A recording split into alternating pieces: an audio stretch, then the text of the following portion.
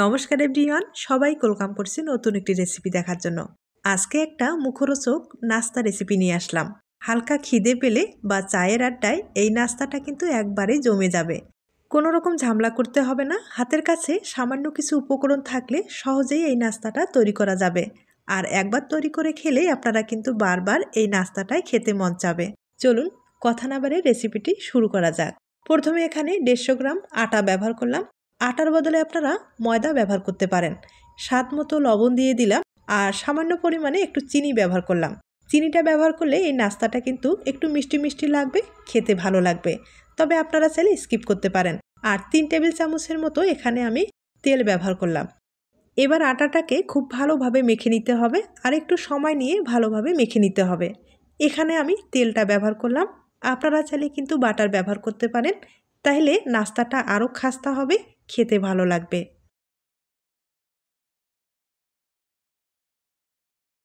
আটাটা আমি খুব ভালোভাবে মেখে নিলাম। এখন এখানে নরমাল জল দিয়ে একটা ডো তৈরি করে নিতে হবে। আর ডোটা কিন্তু একটু নরম রাখতে হবে, তাহলে বেলে নেওয়ার সময় অনেক সুবিধা হবে, খুব তাড়াতাড়ি বেলে নেওয়া যাবে। আপনাদের যদি এই নাস্তায় কালো জিরা পছন্দ হয় তাহলে একটু দিয়ে দিতে পারেন।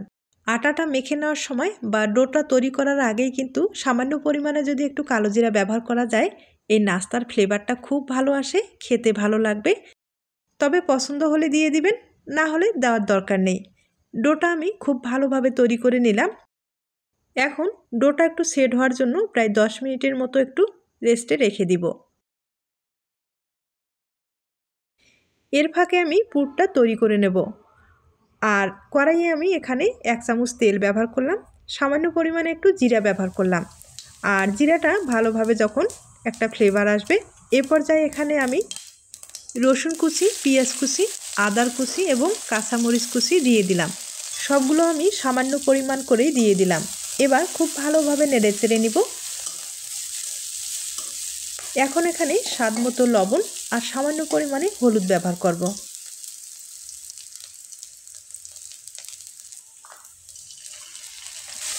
এখন খুব ভালোভাবে নেড়ে চেড়ে নিতে হবে। আর এগুলো একটু সামান্য পরিমাণে যখন বাদামি কালার হয়ে আসবে, কিছুটা আলু ব্যবহার করব। আর আলু আমি প্রায় 2টা বড় সাইজের আলু আগে থেকে সিদ্ধ করে রেখেছি, সেগুলো দিয়ে দিব।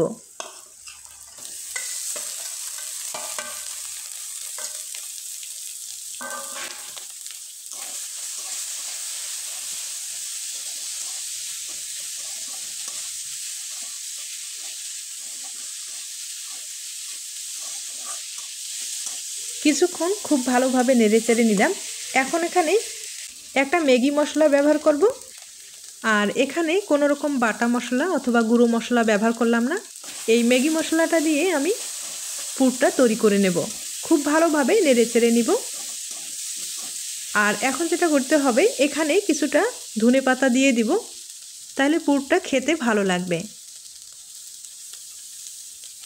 এখন খুব ভালোভাবে নেড়ে চেড়ে নিব।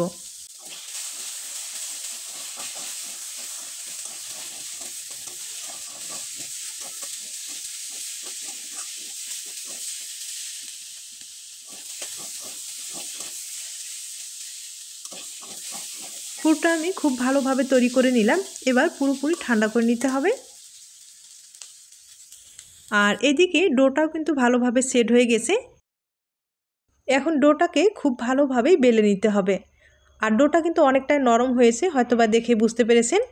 এরকম নরম ডো হলে বেলার সুবিধা হয়। এখন সামান্য পরিমাণে একটু আটা ব্যবহার করলাম আর খুব ভালোভাবে বেলে নিব। যতটুকু সম্ভব পাতলা করে বেলে নিতে হবে।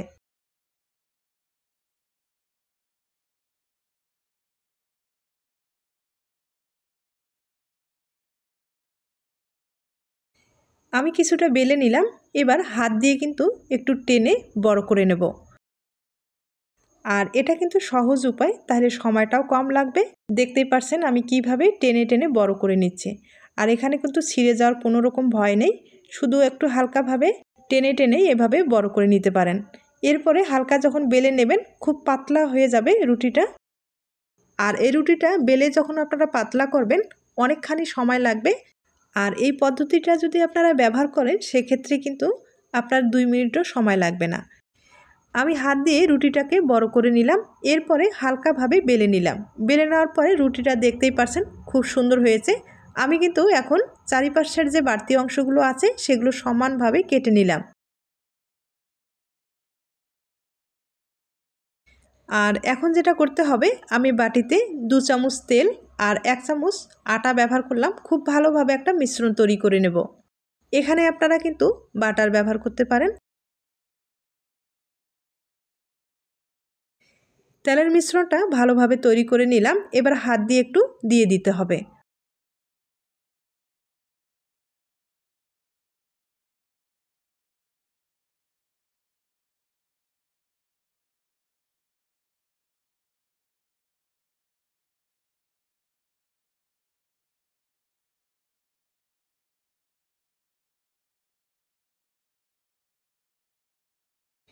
আমি তেলের মিশ্রণটা খুব ভালোভাবে দিয়ে দিলাম। আর এখানে কিন্তু কোনো রকম আটা অথবা ময়দা ব্যবহার করার দরকার নেই। এবার এক সাইডে ধরে ভালোভাবে মুড়িয়ে নিতে হবে। তবে টাইট করে কিন্তু মুড়িয়ে নিতে হবে, আর কোনোভাবে ফাঁকা রাখা যাবে না, একবারে টাইট করে মুড়িয়ে নিতে হবে।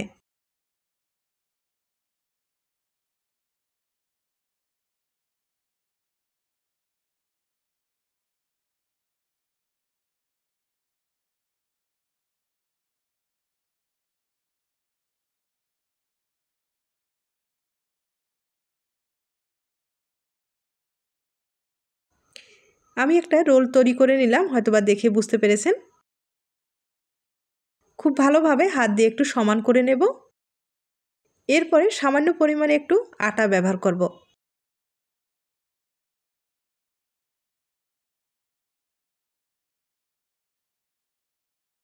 এবার আমি একটা ছুরির সাহায্যে পিস পিস করে কেটে নিব। তবে ধারালো ছুরি হলে কিন্তু সবচেয়ে বেশি ভালো হবে, অথবা সুতা দিয়েও কিন্তু খুব ভালোভাবে কেটে নিতে পারেন।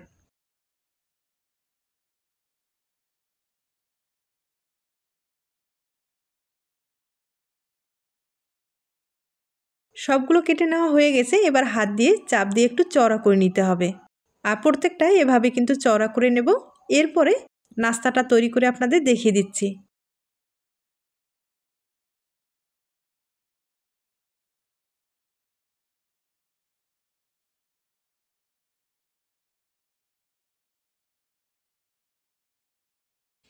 এখন আপনাদের নাস্তাগুলো তৈরি করে দেখিয়ে দিচ্ছি। আর হালকাভাবে চাপ দিয়ে কিন্তু বেলে নিতে হবে। বেশি চাপ দিয়ে বেলানো যাবে না, হালকাভাবে চাপ দিয়ে বেলে নিতে হবে। তবে আপনারা চাইলে কিন্তু হাত দিয়েই চওড়া করে নিতে পারেন।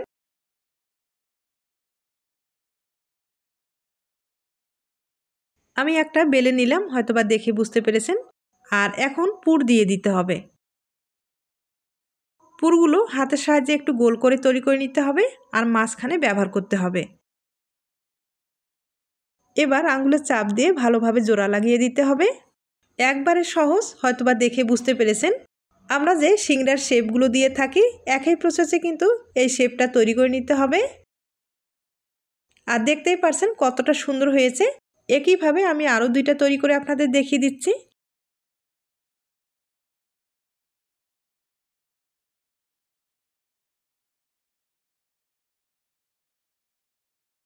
লিচিটার মাঝখানে বেশি চাপ দেওয়া যাবে না, হালকাভাবে ছাদ থেকে আঙুল দিয়ে কিন্তু এভাবে একটু চড়া করে নিতে হবে। আর বেলে নেওয়ার ক্ষেত্রে মাঝখানে কিন্তু বেশি চাপ দিয়ে বেলানো যাবে না, সাইডের যে অংশগুলো আছে সেগুলো চাপ দিয়ে বেলে নিতে হবে। এবার আমি পুর দিয়ে দিব।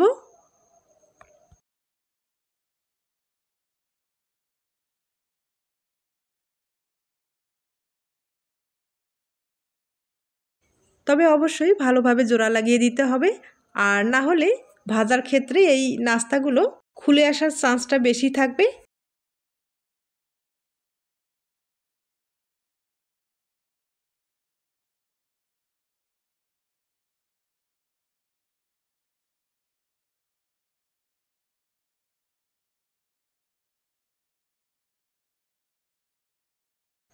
আমি আপনাদের 3টা নাস্তা তৈরি করে দেখিয়ে দিলাম, দেখতেই পারছেন কতটা সুন্দর হয়েছে।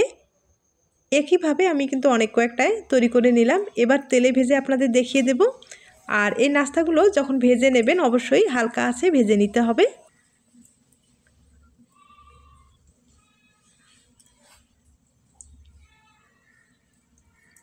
আর নাস্তার উপর থেকে হালকাভাবে একটা চামচের সাহায্যে তেল ছড়িয়ে দিতে হবে, তাহলে নাস্তার যে লেয়ারগুলো আছে সেগুলো কিন্তু ফুটে উঠবে, দেখতে ভালো লাগবে।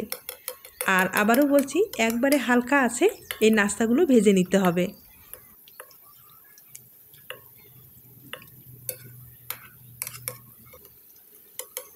নাস্তাগুলো কিছুক্ষণ এভাবে ভেজে নেওয়ার পরে এখন কিন্তু উল্টে দিতে হবে। আর আমি উল্টে পাল্টে একবারে মুসমুসে করে ভেজে নিব।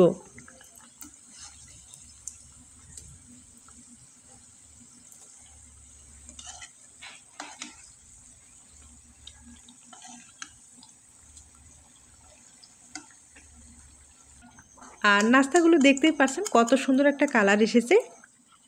আর নাস্তার লেয়ারগুলো কিন্তু খুব সুন্দর হয়েছে, হয়তোবা দেখে বুঝতে পেরেছেন। আর কিছুক্ষণ এভাবে রেখে আপনাদের পরিবেশন করে দেখিয়ে দেব। তার আগে ছোট্ট একটা রিকোয়েস্ট থাকবে, এই নাস্তা রেসিপিটি আপনাদের কাছে যদি ভালো লেগে থাকে অবশ্যই একটা লাইক দিতে ভুলবেন না। নাস্তাগুলো একবারে আমি মুচমুচে করে ভেজে নিলাম। আর এখন কিন্তু আপনাদের তুলে পরিবেশন করে দেখিয়ে দিচ্ছি। দেখতেই পাচ্ছেন কতটা সুন্দর হয়েছে। আলু দিয়ে যে এত সুন্দর একটা নাস্তা তৈরি করা যায় হয়তোবা আপনারা দেখে বুঝতে পেরেছেন। একবারে ঝামেলা ছাড়া এই নাস্তাটা কিন্তু তৈরি করা যায়। আর আমি সেটা দেখিয়েও দিলাম, আপনাদের পছন্দ হলে অবশ্যই বাড়িতে ট্রাই করে দেখতে পারেন। এখন আপনাদের দুইটা ভেঙে দেখিয়ে দেব। আর এই নাস্তাটা আপনারা বিকেলে চায়ের আড্ডায় কিন্তু বেশ জমিয়ে খেতে পারেন।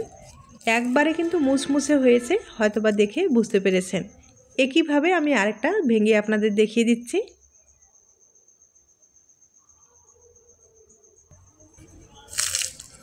দেখে হয়তোবা বুঝতে পেরেছেন কতটা মুচমুচে এবং খাস্তা হয়েছে।